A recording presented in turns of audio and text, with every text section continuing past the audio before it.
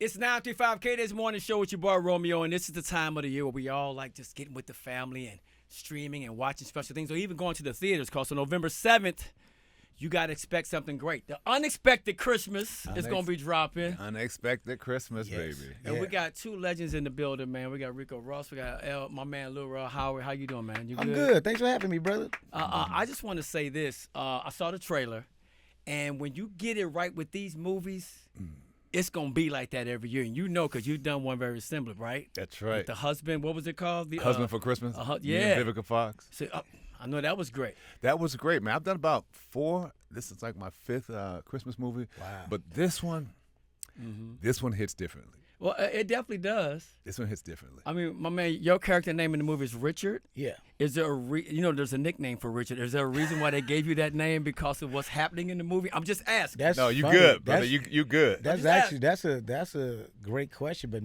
but it's gonna be used. Yeah. But I think Terrence kind of did that just on his own. I think you picked up something, bro. Really? I think it's funny. Because when I saw that and then obviously seeing the trailer, I'm like, yo, wait a minute, because I want you to set up to the audience and the listeners, let them know why this is an unexpected Christmas. Well, the trailer kind of tells it, so does. it's not like I'm revealing something. But to Richard's defense, he didn't know that they were sisters. Right. And which is why, like, this movie is a conversation piece, too, because, like, literally every time we've screened it or watched, even with family and friends, it's always a debate afterwards. They're like, well, Richard is wrong. But I'm like, but he really wasn't. No, he really. He really didn't know. And I think, like, it's weird that, like, man, you got to understand. So, like, me and wifey literally, after the screening the other day, it was a lot of debate about it. I'm like, but he didn't do nothing wrong. And he was honest. He lucky as hell, though. I mean, do we call that luck? That's like getting struck by lightning twice. That's Hitting the all lottery twice out of all how the you women. supposed to know? Anywhere in the country, they're in 2 different places. Yeah. And he's single. That is what dating is. You Yeah. think, ladies, look, y'all got to understand something. Ain't no brother really. If he's single, you think literally he just dating you? Let's be realistic. Yeah. That's all I'm saying. It's a very weird debate happening within my family because of this. But Richie wasn't wrong. How big was his rotation? That's what I want to know. I mean, looked like he only had 2. And the 2 he had, though, 2 was enough in that particular case. I mean, come on now. And he was, for the most part, he was honest about it. Okay. You know what I mean? So, like, just the one thing I'll say, like, even in the beginning of the movie, when she asked him, what are we? He was just like, we just having fun. That's what he said. Yeah. Because, she was already putting a relationship in her mind because they didn't, we matching pajamas and we already shooby-dobos, so, but I get that. Right. But when you asked the brother, he told you what it was. And when you say it like that, I think, like you said, this movie is going to bring a lot of conversation, a lot of debate, maybe some closure. Like, look, he answered it for me. Like, if I'm telling you what he said, there's a possibility I can end up with your sister. Well, you say that wrong. I was just kidding. But the reason why I think it's gonna really hit well is because it's gonna start debate, but it's done in a comedic way, which makes it palatable. Yes. Yeah. And it's a different too, Romeo. Like what I like about our movie is, like, I'm not saying other Christmas movies were similar, but it's almost kind of the same thing that happens. This really is different. And then the cool thing about this more than anything, and we talked about this yesterday, but like, it's resolution in it. And that's what love comes in at. Love literally can clean up love, family, and faith. Yeah. That is truly what this is about. Yeah. And I think we all as family go throughout the year. We have our ups and downs, but when we come together for the holidays, there's going to be moments where we got to let it out and express ourselves, but we kind of leave there fulfilled and restored for the following year. Right. And that's what I feel like this movie is going to be about. Like, I have my certain go-tos as well when it comes to holiday movies, but I'm looking forward to seeing this on November 7th. And like I said, the setup from jump, just the whole title, it all makes sense. So, which is, I understand why you guys put your hands and want to be a part of this. You know right. what I mean? And he's also exec producer on it, too, which made this whole thing come together. Put the I gotta bag give him out. some Okay. props for that. Oh, I appreciate that, Ricco. I was thinking about that. Like, I was talking to Tabitha about that yesterday. Who's amazing, by the way. And, when this movie came to me, I was going through a process of, like, truly trying to figure out doing more things for Black-led, first of all, and more storytelling with family. Got it. You know what I mean? And this was a perfect script, and it's interesting because literally when I saw Tabitha was attached to it, I called her. And we had a conversation, and that just brought out, like, remember telling her, like, yo, I think this could be bigger than what they think. Yeah. And so to see where we're at now with it, from grabbing, like, you know, when I saw Ricco jumped on, it was like, yo, this is getting crazy. Yeah. And then when, you know, you add this amazing film that's come together, and then we got this original soundtrack. Come on now. This is one of those, we giving y'all that throwback. Got to. And when I think about the all-star cast and the magnitude, for movies like this, did you have to turn away people that want to be involved in as far as other actors and actresses? Because I know I would love to be a part of something like this because it's going to be a yearly thing for families. Well, you know, it's funny. If I could be honest, Yeah. you know. You honors in the movie. Yeah, I mean, Richard kind of is. But I think it's people whoever I first approached about asking for certain things, or see if they want to do it, they're going to be like, dang. Well, they didn't have time or the scheduling. It could be time. It could be money. You know, it's interesting because that opens up a whole nother conversation with, you know, as far as like truly paying attention to the material, and especially for black actors and actresses, you know, sometimes their teams, you know, want them to do the mainstream stuff so bad that they'll overlook stuff like this. That's true. That's why, yeah. And I also add on, you know, this thing probably started off as a smaller project.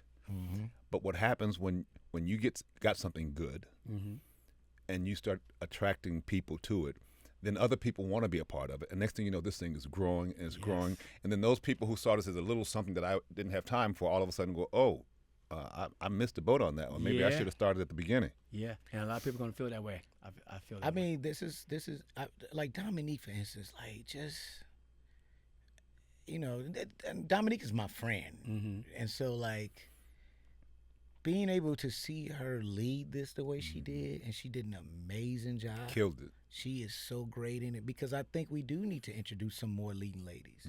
You know, if we've kind of used the same people in the same stuff. Right.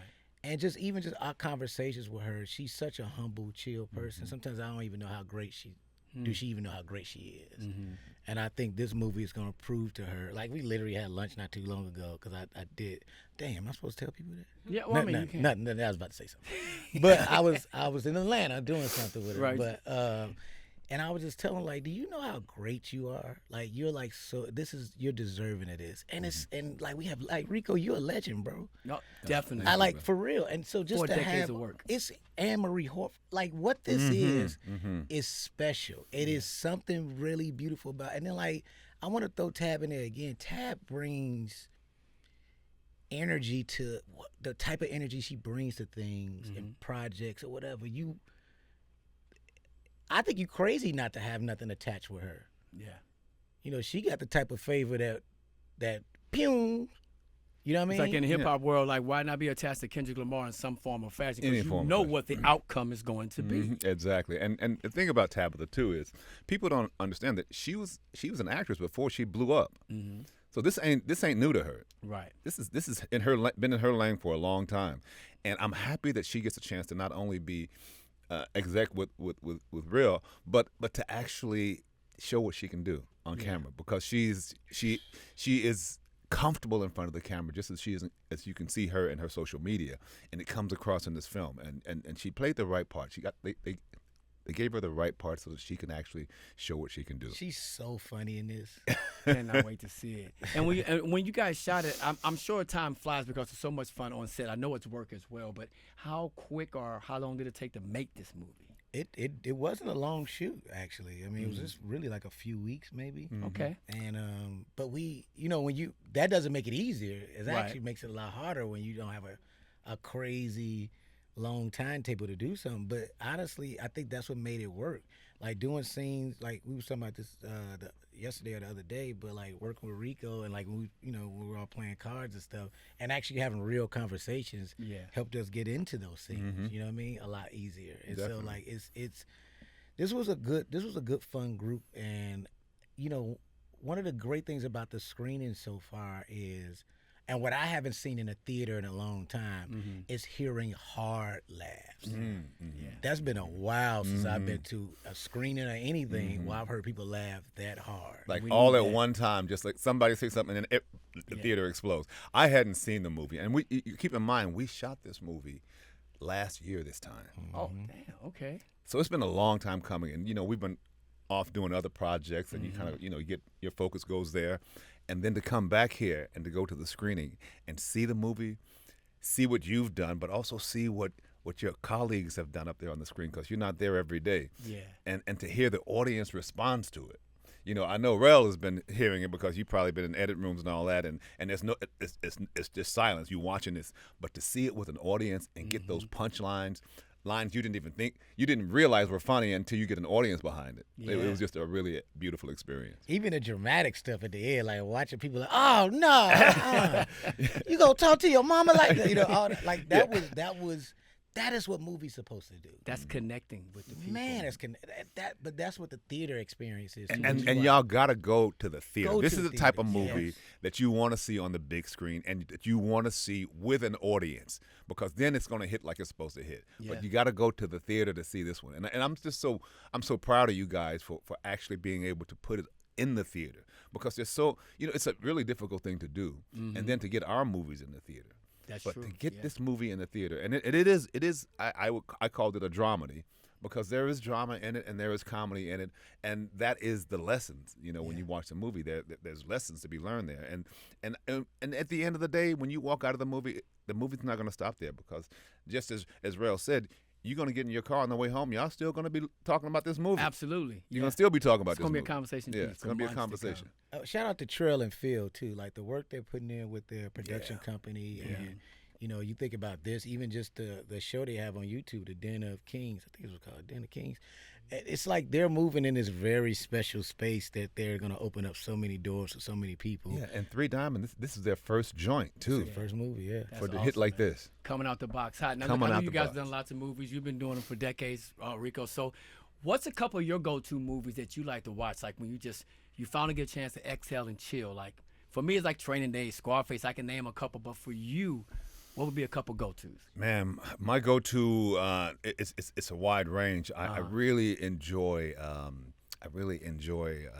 these mafia movies, man. So and I love Pacino and I love De Niro. So Can't miss with those. you can't mess with those, man. So I go to those brothers and I check out their movies. I like old movies too. I like some Jimmy Stewart's movies. I go way back there too. Yeah. And on Christmas time, I like certain Christmas movies that you've seen before when you were a kid, and to see it again. There's a joint I'm doing on the 21st in Beverly Hills. It's a celebrity play reading, and we do it every year.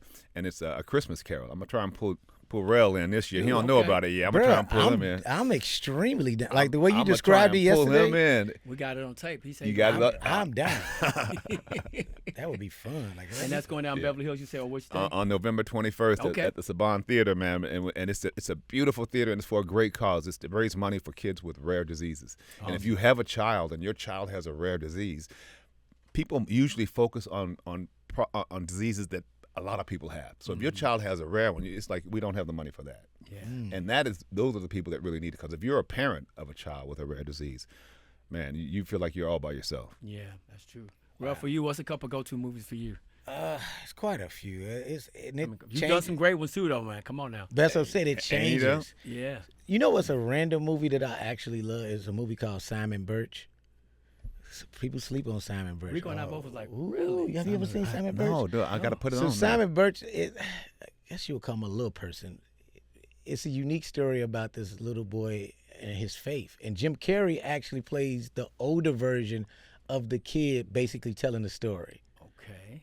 This is every time I bring this movie up, people are like, what? It's yeah. one of the dopest faith-based, most hilarious films ever. The mom that was the mom in I think she was a mom. No, that's not her. That's not. I was about to mix it up. Just type in Simon Okay, Birch. I'ma It's one of do my that. favorite movies. It's one of the first movies that made me cry, actually. Interesting. And my dad walked in the room like, "What you crying?" But I ain't crying. I got something on my eye. I was but yeah, that Boomerang is one of my favorite movies, and it keeps like shifting in a way where it's like, you know, you get older and just now I'm in this place where I'm looking at it as from a filmmaker perspective and what they pulled off with that. You know, that office building full of black women that ran that company. It's crazy the stuff they did, and it was ahead of its time because you hadn't seen that sort of thing before. No, you haven't. It was they were writing articles. I saw Eddie Murphy doing an interview on Jay Leno, and it was like a big controversial thing because it was like white people like, wait a minute. What, so no white person work in this building? Yeah. It was like reverse racism they were calling it at the time because they hadn't seen black people of that level all together, and they're so used to seeing it the other way around that the idea of it was just shocking for them. All successful. That's all what successful. It was. They literally. It was just. It was a thing. And I'm so caught up in the story. I gotta admit, I didn't really look at it from that view. That's crazy. All of them worked in corporate America. We didn't see the hood at all there. No, they were people. The press was saying this is unrealistic. Yeah. To use a word like that, man, a phrase like that. Yeah. That was kind of wild, right? It was ahead of its time, though. And so that, and then like you know, I've been leaning into this. Like I love Steve Martin, right? Because that's actually something I'm about to lean into. So like you know, I feel like the next few movies, you know, after a couple ones that's coming out because it's more dramatic, but like I'm gonna lean into dads, like that Steve Martin dad stuff. I haven't seen a black actor really lean into that. Consistently with comedies and stuff like that. So I'm about to get my Steve Martin on because I love Steve Martin movies. Well, I just got to say, man, congratulations. Unexpected Christmas hitting theaters November 7th. Go see it in the theater so you can get the full experience with other people laughing, maybe cursing, calling Richard by his nickname. I don't know what's going to happen. Talking in the audience. You know that's going to happen. You know that's going to happen. Oh, man. But I just want to say thank you for taking the time out. It really means a lot, man. You guys stopping by. LA got love for you, and your line of work speaks for itself, and continued success to both you guys. All right? Appreciate you, Romeo. Appreciate Thank you, Romeo. brother. Let's get it. All right, brother.